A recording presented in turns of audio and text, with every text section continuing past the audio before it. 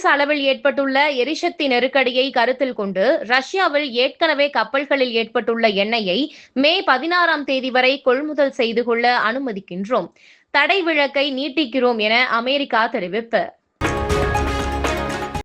ஈரானிய துறைமுகங்களை அமெரிக்க கடற்படை தொடர்ந்து முற்றுகையிட்டு வருவதால் ஹார்முஸ் நீரிணையை மீண்டும் தனது கட்டுப்பாட்டுக்குள் கொண்டு வருவதாக ஈரான் ராணுவம் அறிவிப்பு. அமெரிக்கா தனது முற்றுகை நடவடிக்கையை கைவிடும் வரை நீரிணை மூடப்பட்டிருக்கும் எனவும் தெரிவிப்பு. இணைய மோசடி, மொபைல் திருட்டு உள்ளிட்டவற்றை கண்டறிய ஒன்றிய அரசால் அறிமுகப்படுத்தப்பட்ட சஞ்சார் சாத்தி செயலி 2 கோடி முறை பதிவிறக்கம் செய்யப்பட்டுள்ளது. கடந்த ஆண்டு ஜனவரியில் இந்த செயலி அறிமுகமானது. ஆசியாவின் பணக்காரர்கள் பட்டியலில் முகேஷ் அம்பானியை பின்னுக்கு தள்ளி கௌதம் அதானி மீண்டும் முதலிடம் பிடித்துள்ளதாக ப்ளூம்பெர்க் நிறுவனம் தகவல்.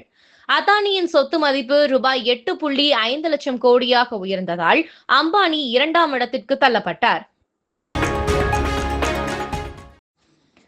2040ஆம் ஆண்டுக்குள் மனிதர்களை நிலவுக்கு அனுப்பும் நோக்கில் இந்தியா பணியாற்றி வருவதாக இஸ்ரோ தலைவர் வி. நாராயணன் பேச்சு. ககன்யான் 4 திட்டம் மூலம் அடுத்த சில ஆண்டுகளில் நிலவின் சுற்றுப்பாதையில் மனிதர்களை அனுப்ப இஸ்ரோ பணியாற்றி வருவது குறிப்பிடத்தக்கது. T20 போட்டிகளில் அதிக ரன்கள் குவித்த இந்தியர் என்ற பெருமை பெற்றார் இந்திய பெண்கள் அணியின் துணை கேப்டன் ஸ்மிருதி மந்தனா. 4244 ரன்களுடன் ஸ்மிருதி மந்தனா முதலிடத்திலும், 4231 ரன்களுடன் ரோஹித் சர்மா 2வது இடத்திலும், 4188 ரன்களுடன் விராட் கோலி 3வது இடத்திலும் உள்ளார்.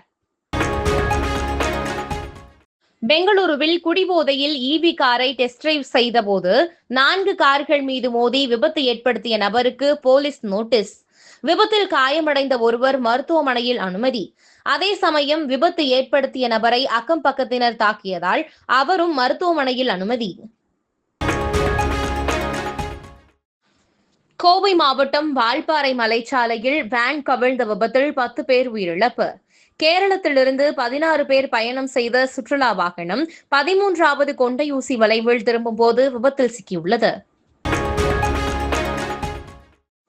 18 ஆண்டுகளுக்கு முன்பு 2008 ஏப்ரல் 18 அன்று சின்னசாமி மைதானத்தில் முதல் போட்டியை விளையாடிய RCB அணி இன்று அதே நாளில் தங்களுடைய 100வது போட்டியை சின்னசாமி மைதானத்தில் விளையாடவிருக்கிறது. முதல் போட்டியிலிருந்து 18 ஆண்டுகளாக RCB அணிக்காக மட்டுமே விராட் கோலி விளையாடி வருகிறார். மேலும் இதுபோன்ற செய்திகளுக்கு KMDK லைவ் சேனலை லைக் பண்ணுங்க, ஷேர் பண்ணுங்க, சப்ஸ்கிரைப் பண்ணுங்க.